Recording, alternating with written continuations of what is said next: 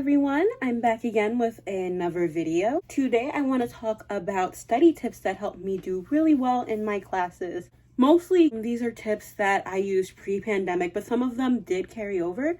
So I'll make sure to tell you which ones I feel worked both before classes went online and after. So let's carry on. The first thing that I went into college doing was I used 2 book bags. So most courses, you'll have them on specific days. So you might have a set of courses that are just Tuesdays and Thursdays, and then others that are Mondays, Wednesdays, and Fridays. Others might be, let's say you might have a Monday, Tuesday, Wednesday course, or a Thursday, Friday course, however your school chops it up. I had my book bag organized by the day that I had the classes. Now, I started this tip because my best friend recommended it, who had started college a year before me. I was at first hesitant to do it because I was like, it's not that big of a deal. I can just switch out the books in my bag, but I try it out and see how I like it.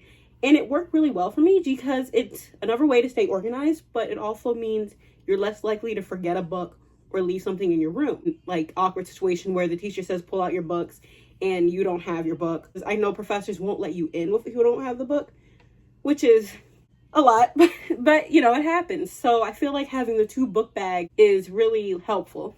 Next thing I do is highlight in more than one color. I usually have more than 2 highlighters, but these are the only 2 I could really find. And I do that because I feel like it helps me distinguish which notes are important and why they're important.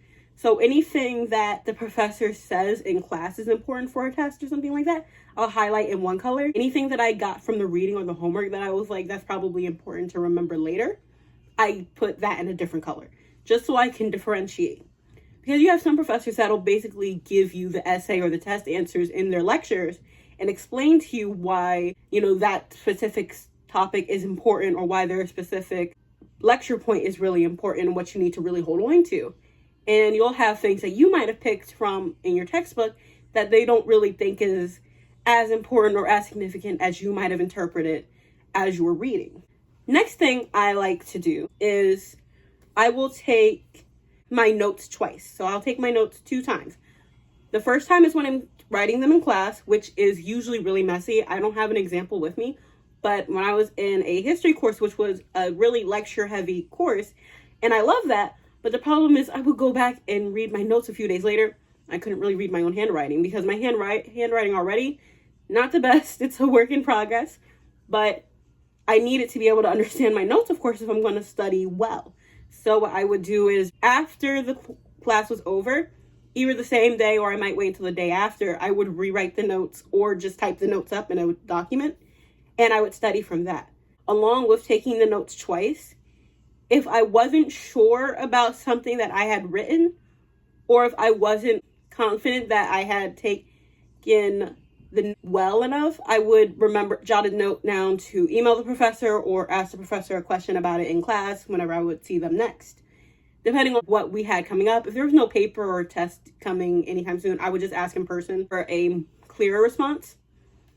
But if I knew like there was a test tomorrow or a paper is due in a couple days and I really need to understand this a little better and I'm uncertain about something, I will just send the email and hope for a response. Most professors are really good with their emails, so I never really stressed out too much about it. And it was like only a couple of times where I was like reading my notes and not 100% sure what I meant or what the professor meant, and I just wanted to get a little bit of clarity. The other thing that I also did was flashcards. I personally prefer to make them by hand, but if I didn't have time, I was short on time to really do them, I would use a Quizlet, as most people do. It can be really easy to just see a Quizlet that was from maybe the semester before or a class really similar to yours using the same textbook and just use that one.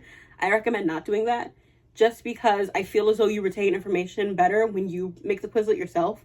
If studying other people's Quizlets works for you, then so be it.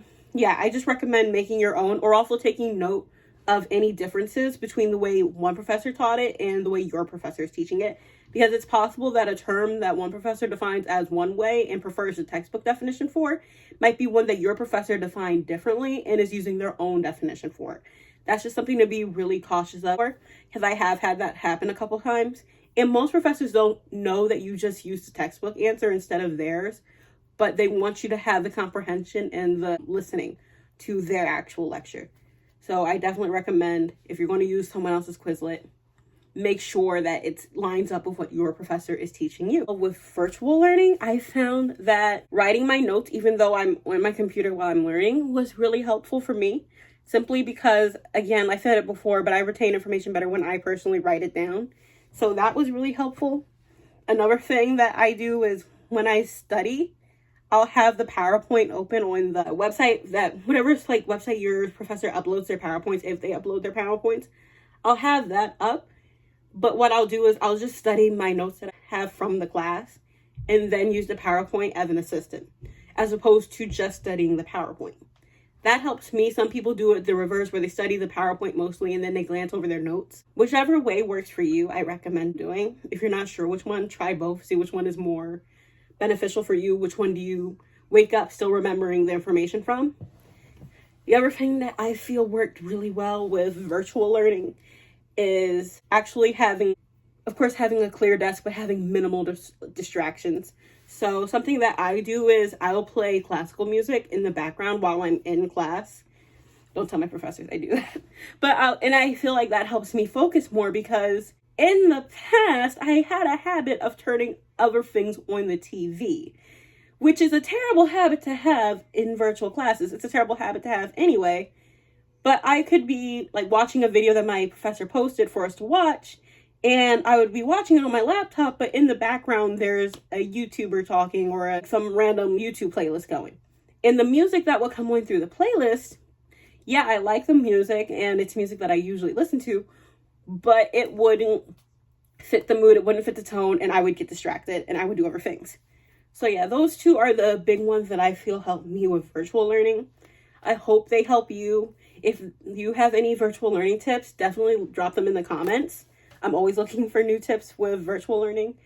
And yeah, so that's what I have for that. The other tips can be used with virtual learning, except for the book bag one, because obviously you don't really need a book bag as much with virtual lectures and stuff like that. But definitely with the 2 highlighters and stuff like that, that is really beneficial, I think, still. That's it for my study tips video. This was really short because I'm trying to make my videos a little shorter than the previous one, which was 18 minutes. We're going to try to shoot for the 6 to 10 minute, no more than 10 minute mark in future videos. I want to thank you all so much for watching my video, and I hope you enjoy. I hope you hit like and subscribe and share. Please share, because anyone can use study tips. So many online and virtual courses are happening now, and it can just be really, really helpful. Thank you.